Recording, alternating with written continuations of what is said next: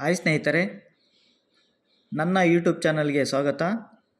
ನಾನು ನಿಮ್ಮ ಮಹೇಶ್, ಕನ್ನಡ ಶಿಕ್ಷಕರು. ಈ ವಿಡಿಯೋದಲ್ಲಿ ನಾವು ಪ್ರಬಂಧಗಳ ಬಗ್ಗೆ ತಿಳಿದುಕೊಳ್ಳೋಣ. ಬಾಲ್ಯ ವಿವಾಹ. ಪ್ರಸ್ತಾವನೆ: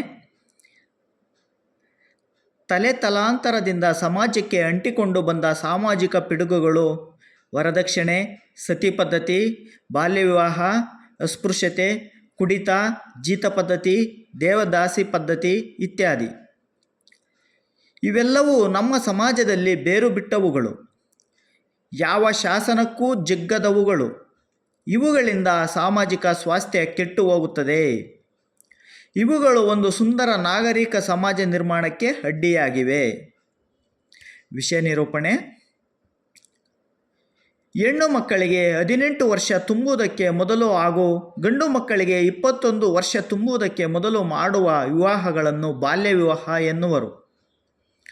ಹೆಣ್ಣು ಮಕ್ಕಳಿಗೆ ವಯಸ್ಸು ಆದ ನಂತರ ಮದುವೆ ಮಾಡಿದರೆ ಸೂಕ್ತ ಗಂಡು ದೊರೆಯುವುದಿಲ್ಲ ಎಂಬ ಹೆತ್ತವರ ಸ್ವಾರ್ಥ ಮನೋಭಾವನೆಯ ಮೂಢನಂಬಿಕೆಯಿಂದ ಇಂತಹ ಮದುವೆಗಳು ನಡೆಯುತ್ತಿವೆ. ಅನಕ್ಷರತೆ ಮತ್ತು ಬಡತನವೂ ಸಹ ಬಾಲ್ಯ ವಿವಾಹಕ್ಕೆ ಕಾರಣವಾಗಿದೆ. ಸಣ್ಣ ವಯಸ್ಸಿಗೆ ಮದುವೆಯಾದರೆ ಸಂಸಾರದ ಬಗ್ಗೆ ಅರಿವಿಲ್ಲದೆ ಇರುವುದರಿಂದ ಅನೇಕ ಆರ್ಥಿಕ ಮತ್ತು ಸಾಮಾಜಿಕ ಸಮಸ್ಯೆಗಳು ಉಂಟಾಗುತ್ತವೆ. ದೇಹ ಸದೃಢವಾಗಿಲ್ಲದಿರುವುದರಿಂದ ಸಣ್ಣ ವಯಸ್ಸಿಗೆ ಮದುವೆಯಾದ ಹೆಣ್ಣು ಚಿಕ್ಕ ವಯಸ್ಸಿಗೆ ಮಕ್ಕಳನ್ನು ಹೆರುವುದರಿಂದ ಅನಾರೋಗ್ಯ ಸಮಸ್ಯೆ ಉಂಟಾಗುತ್ತದೆ.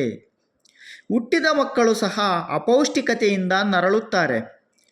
ಬಾಲ್ಯ ವಿವಾಹ ಜನಸಂಖ್ಯಾ ಸ್ಫೋಟಕ್ಕೂ ಸಹ ಕಾರಣವಾಗುತ್ತದೆ.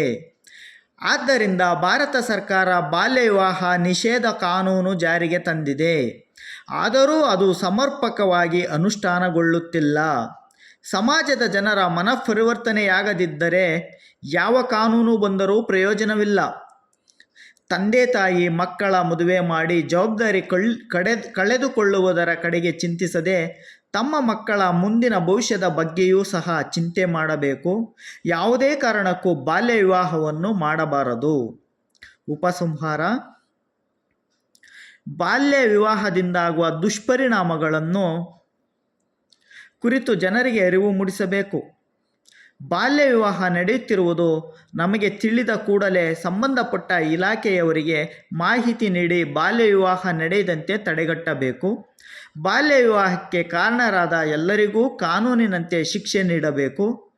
ನಮ್ಮ ಮನೆಗಳಲ್ಲಿ, ಗ್ರಾಮಗಳಲ್ಲಿ ಬಾಲ್ಯ ವಿವಾಹ ಮಾಡದಂತೆ ಮನವಿ ಮಾಡಿಕೊಳ್ಳಬೇಕು.